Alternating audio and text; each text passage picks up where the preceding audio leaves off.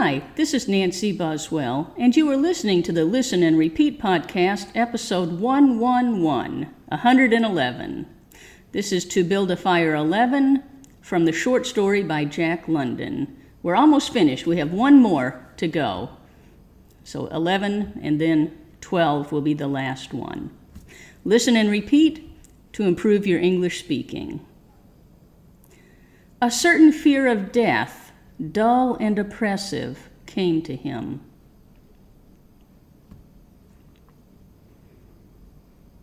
This fear quickly became poignant. The G is silent, poignant. As he realized that it was no longer a mere matter of freezing his fingers and toes,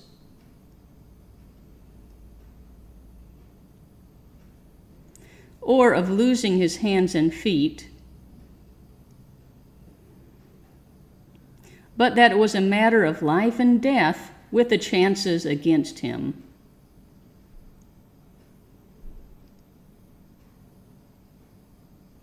This threw him into a panic, and he turned and ran up the creek bed along the old dim trail.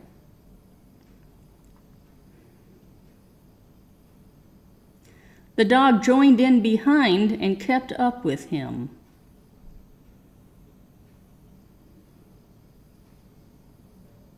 He ran blindly, without intention, in fear such as he had never known in his life.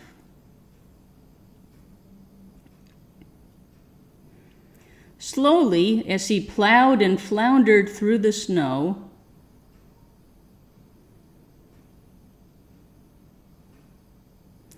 he began to see things again. The banks of the creek, the old timber jams, the leafless aspens,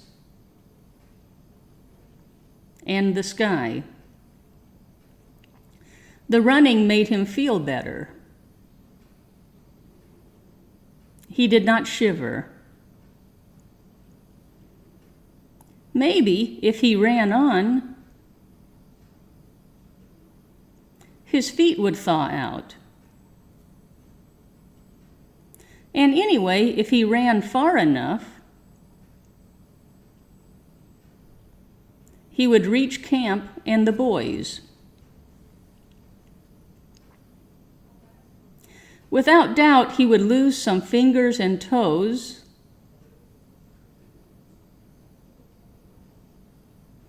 and some of his face,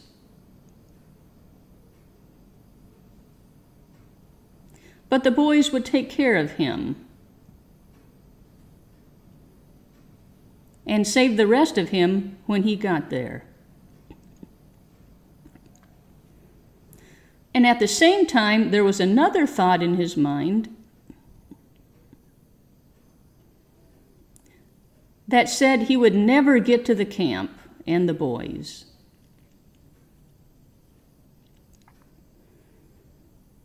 That it was too many miles away.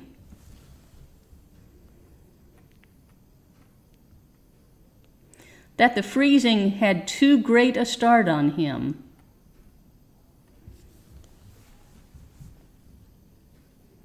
And that he would soon be stiff and dead. This thought he kept in the background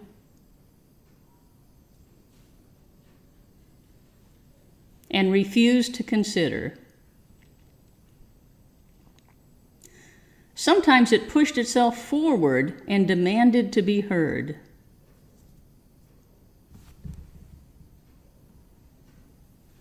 But he thrust it back and strove to think of other things. It struck him as curious that he could run at all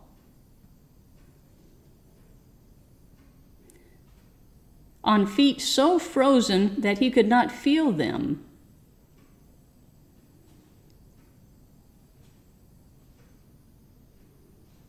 When they struck the earth and took the weight of his body.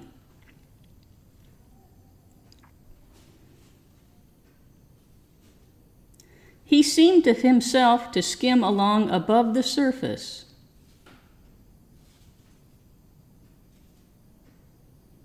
And to have no connection with the earth.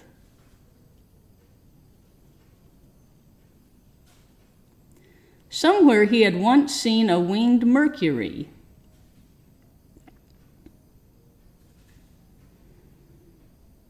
And he wondered if Mercury felt as he felt.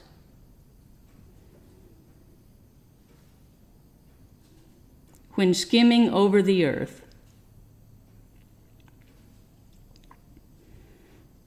His theory of running until he reached camp and the boys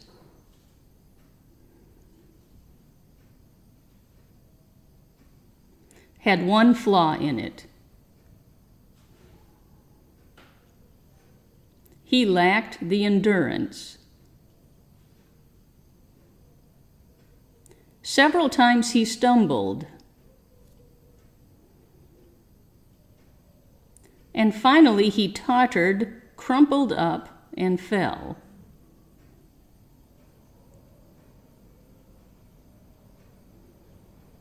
When he tried to rise, he failed.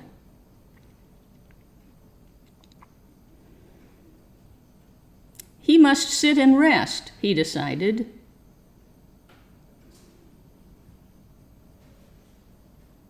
And next time he would merely walk and keep on going.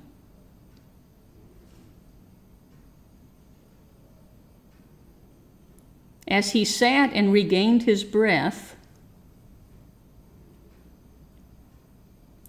he noted that he was feeling quite warm and comfortable.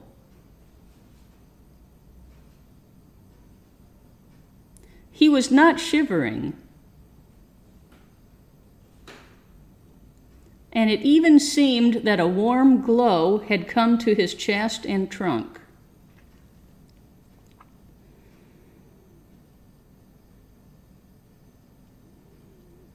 And yet, when he touched his nose or cheeks, there was no sensation.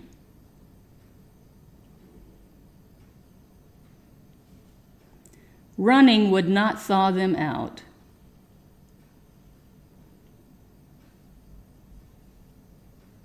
Nor would it thaw out his hands and feet. Then the thought came to him that the frozen portions of his body must be extending.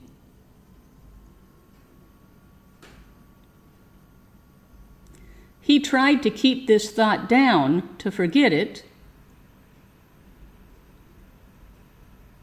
to think of something else. He was aware of the panicky feeling that it caused. And he was afraid of the panic.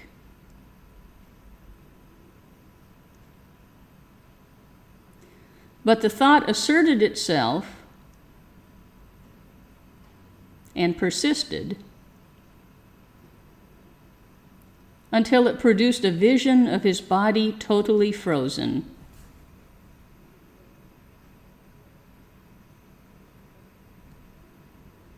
This was too much. And he made another wild run along the trail.